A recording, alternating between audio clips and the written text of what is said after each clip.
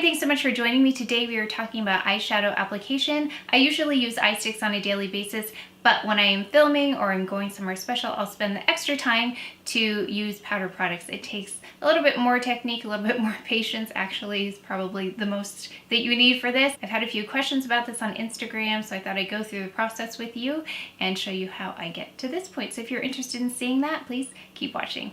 The first brush I'll use is an all-over brush like this one by Mercier, just to spread the color around. I'm just going to take this color and brush it all over my lid up to the brow bone. And this first color here is not truly matte, it does have just a tiny bit of shimmer in it. Next I've got the IT Cosmetics shadow brush just to place color in the crease. You can see that it's rounded at the top, but it's also kind of flat. First I'm going to start with this light color in the Chanel 268 Quad and pat that into my crease. Then just press this against my eye socket here so I know where to place color. And for every day I would go like this, but I'm going to intensify the color just so you can see the contrast. Next I'm taking the same brush and going in with this second deeper color, and I'll add that to the crease as well. But I'm going to focus this one on the outer edge of my eyes this time. I'm going to intensify that contrast a little bit more and add this color to the outermost edge. Again, just patting it in. So now you can see I've got all those colors on there. Just be careful not to bring this down. In fact, I brought that a little bit further down than I intended. I'm just gonna make sure when I blend, I'm going to blend it upwards and outwards. Next, we're going in with a fluffy brush to blend. This is the AIRBRUSH Blending Crease Brush by IT Cosmetics number 105. Just remember to hold the brush as close to the end as you can for really gentle control of your brush. I can tend to be pretty heavy-handed here, so I have to be careful to just gently blend that in. I'm concentrating on the outer edges because if I go too far in, it'll start diffusing that color more than I want it to be diffused. So I'm just trying to catch the edges here. So now you can see the difference between when you blend it and when you just leave it pressed in like that. So I'm going to blend this out. Just make sure you step back and take a look and see if you want to add more. I'm going to take this color and just intensify that using a pencil brush this time. This time I'm just pressing right into the crease. And then I'm also pulling it down just a little bit. I'm just keeping it on the outer edges again. And I'm blending again. I could probably spend the next, I don't know, 20 minutes or so doing this, but at a certain point you gotta move along. So if you really want to spend time here. I'm going to take this color from the Chanel Quad 274 and add that to my lid first. And I'm just using a small eyeshadow brush. Just dampen my brush a little bit with a eye drop and then put it in the eyeshadow just to intensify that. Now I'm going to go in with this lighter gold color in the center of my lid. Next I'm going in with this lightest shade in the inner corners of my eye with a pencil brush. Next up we've got the Tom Ford liquid liner.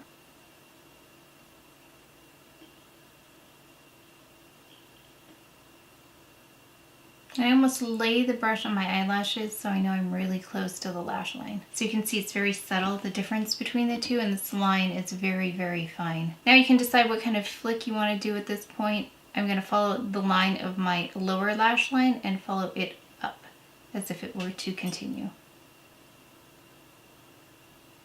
I'm going to go to about the point where my eyelid starts to become a crease. I'm going to fill that in. I'm going to go about a third of the way in, and then I'm going to start a line that is parallel to the horizon. What I really mean is go straight across.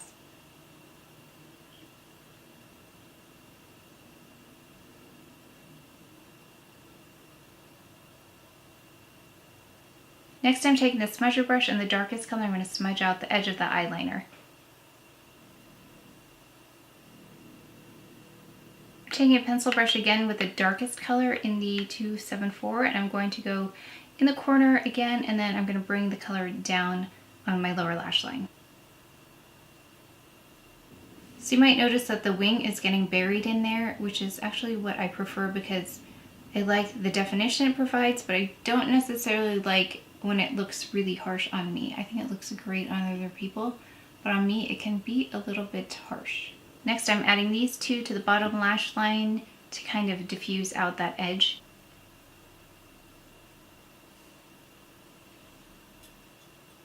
I'm using this for the tight line. It's called Jet Longwear Eye Pencil by Bobbi Brown. This, I think, has one of the biggest impacts, your waterline.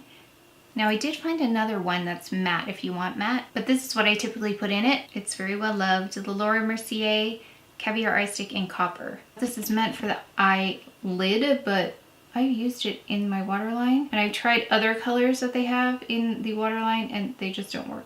This one does the best job, and it doesn't behave like the other ones in the line. I don't know why. Because I thought, wow, it'd be great if there was a black one that worked like this. I tried it, it doesn't work. But this just sticks all day.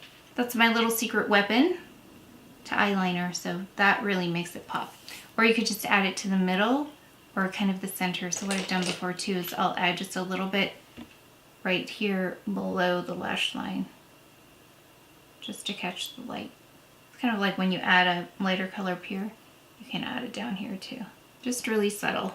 I know if you're my skin tone, sometimes the waterline colors are too light, but this one is great. Again, it's a shadow stick and not really made for the waterline, but this is Taupe Longwear Cream Shadow Stick by Bobbi Brown. This is a great no makeup kind of stick. Next up is this in my brow bone with another flat brush. Concentrating it in the arch area here. Next, I'm curling my lashes. I just have a UEMURA. I'd like to try the Surratt one that someone kindly suggested. I've got the Dior 3D Maximizer Primer that I love. My go-to mascara is the Maybelline Lash Sensational.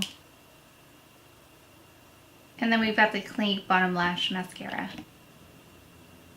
And that's a finished look. So if you'd like to give this a try, I just use the same process, same pattern. You can use different colors, but really I start with a flesh toned or something close to my skin color for the initial color. Then I go in with a crease color, which is usually matte and darker. And then you can go in the corners, this V section here, with a little bit of a darker color. Again, you can use whatever you want, blue, green, doesn't matter, just make sure it's darker on the edges. If your eyes are a little bit closer set like mine, I like to use lighter colors on the inside, darker on the outside.